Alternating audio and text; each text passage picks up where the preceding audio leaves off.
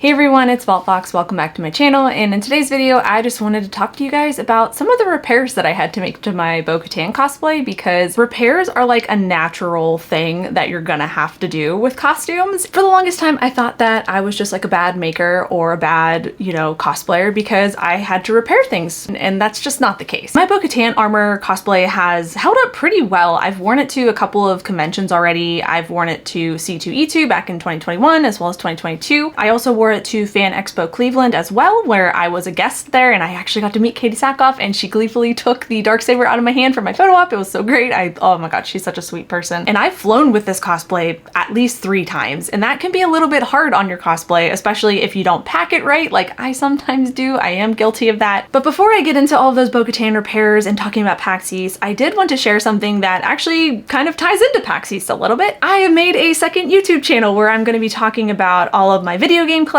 as well as figure collecting, talking about video games and all that kind of stuff. I have a lot of stuff that I collect, and I have a lot of other hobbies, and I think it'll be really nice having this outlet where I can just kind of sit down and talk about the things that I love. Because at the end of the day, the reason that I cosplay these characters is because I actually love the franchise, or I love the video game, or I love something about them so much that I decide to spend years making costumes out of these characters. Shocking really no one, there's a lot of video games that I played that I actually haven't cosplayed from because cosplays take time to make, but I really just want to talk about them, and that's what that channel is going to be. So if you want to check that out, it'll be linked down below for you guys. Anyways, let's get on to why you're here, and it's for Bo-Katan repairs. It might surprise you guys to know that the last time that I wore this cosplay was actually at C2E2 back in 2022. I did not really know what I was going to be wearing to PAX East. Honestly, there was a point where I thought that I wasn't going to show up to the panel in a costume at all. I don't even know what costume I'm going to be wearing. Honestly, at this point, I don't know if I'm going to wear a costume. So luckily, whenever I went through all of the armor pieces, there weren't that many things that really needed to be fixed. But the first thing was the chest plate here. As you can see on the left side of the chest plate, there is a nice little hairline crack there. And no, this did not happen because PLA is like inferior to Pet G or something like that. Some of the pieces that I used on my Bo-Katan build, they were originally test prints for whenever I was going to do more printing on demand and offering suits of armor to people. And at the time, I just needed to get some test prints out in order to measure them and take photographs of them for like my Etsy and all that.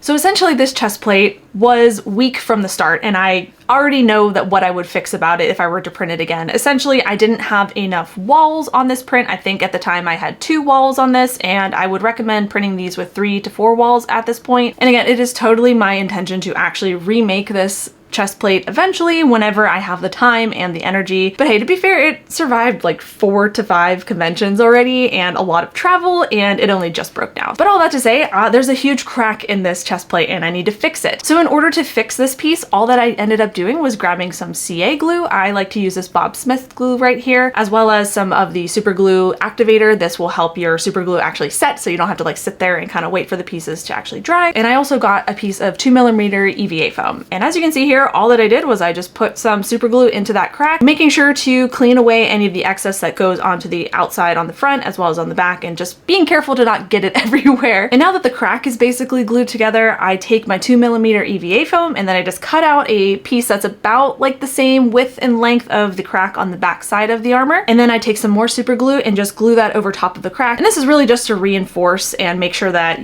there's less of a possibility of that crack opening back up. And if it does, then at least like the piece will be kind of cohesively glued together with that on the back. And as you can see in this footage, there was also a smaller crack that was on the bottom that had happened. I don't remember when, but it has been there for a while, so I decided to fix that as well while I had the glue out. And the other added bonus is that this chest plate is already weathered, so if the crack kind of shows through just a little bit and you don't like the way that it's kind of sealing in, you can go over it with like some gray Sharpie or silver Sharpie and kind of just make it a little bit more weathering, and it'll look pretty natural. But right now, this chest plate is totally fine and totally serviceable to use in my cosplay. There wasn't really, oh, hello. The helmet didn't need any repairs, so to say, but I did end up taking some lens wipes that I had on hand and just wiped those lenses down, because I could tell with like the B-roll that I had used for some of my older videos, like there were a lot of fingerprints on that helmet, and I just needed to take care of it so that I would know that it would be nice and clean for whenever I wore it at PAX East. And then oh my goodness. So the gloves that she uses in the show, they are winter gloves, so there's a little bit of fleece lining in there. I actually was able to pull out the entire lining of the glove, as you can see here. And the lining is actually only attached to the fingers, really with just this one piece of thread. So I was really basically just able to yank it out of there. I can say from wearing them at PAX East that they felt way better having no lining in those gloves, so that was an upgrade that I'm really glad that I ended up doing. As for packing up this whole costume to get it to PAX East, I packed it similarly to how I did in my cosplay and how I fly with it video that I'll link for you guys. The only thing is that I didn't end up using a lot of those towels in order to pad things, because I've kind of found through a couple times of traveling with this costume that it doesn't need as much padding as I think that it does. The biggest change that I ended up using this time around was actually having a helmet bag. I had it laying around and it was just perfect to obviously put the helmet inside of it. I also ended up putting some pieces of the armor underneath the helmet because there's space underneath that helmet. You can shove anything you want in there. Well, okay, that sounded wrong, but you can basically shove as much armor as you want inside of that helmet, and it will also help in the event that, like, you know, there's some type of force or impact put on your armor and then there's stuff inside of it so that there's not just empty air.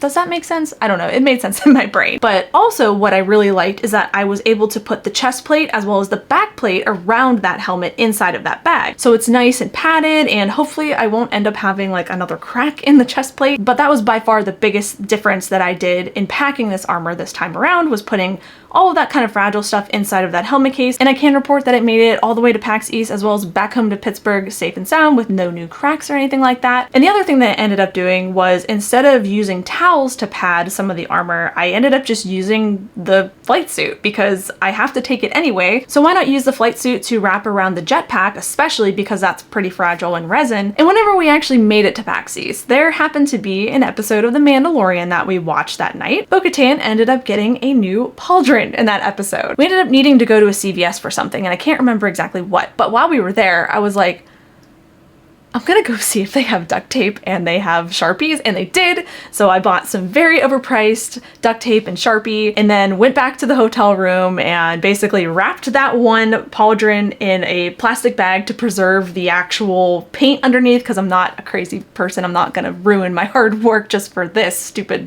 joke. But I wrapped it up in plastic first, and then I took some duct tape and then taped over top of that and basically drew a mythosaur on that pauldron, and I wore it all weekend, because sometimes, you know, sometimes you just have to do these ridiculous things that are in your head and you just gotta get them out in the world. The first day that I wore it, not so many people understood, but by Saturday and Sunday, I was definitely having people saying like, hey, nice upgrade. I will be making the actual pauldron eventually. I'm just not in a space of actually making things right now, and that's a whole other discussion. So that was the repairs that I made to Bo-Katan, and a little bit about PAX East, as well as that little upgrade that I did. I'm going to be making some more videos about my Bo-Katan build, mainly talking about like a retrospective of the build, where I discuss things like things I would have done differently, things that I'm looking to, you know, upgrade and stuff like that, answering your questions about the build. So if you have any questions like that, feel free to leave them down in the comments below for me. As always, thank you so much to my Patreon supporters for your generous support of my work and everything that I do over here. I appreciate you guys so much. You guys helped me out a ton with the cosplay and ADHD panel, as well as just, you know, just generally being awesome people. And if you would like to join them, you can head over to patreon.com/vaultbox. And as always, I will catch you guys next time. Bye!